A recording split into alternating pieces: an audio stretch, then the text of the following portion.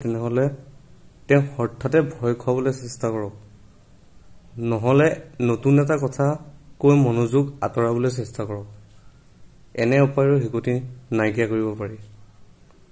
এচামুচ নেমুৰ ৰসৰ লগত এচামুচ মৌ মিহলাই খালেও হিকটি বন্ধ হয়। 3টা জালুক, আধা চামুচ চেনি বা মিচিৰিৰ সৈতে চুবাই খাওক। জালুকে তৎক্ষণাত হিকটি বন্ধ কৰাত সহায় কৰে। ভিনেগাৰৰ টেঙা সোৱাদে হিকটি বন্ধ কৰে।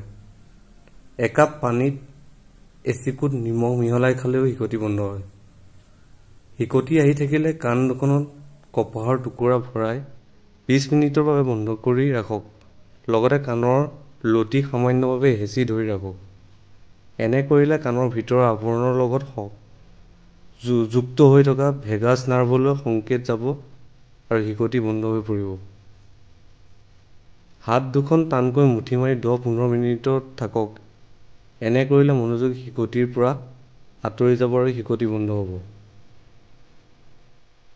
বগৰীৰ কেঁচা পাত এমুঠি ভালদৰে ধুই ছাট শুকুৱাই লওক আৰু এই পাত শুকান কেৰাহীত দি মুৰমুৰীয়াকৈ ভাজক।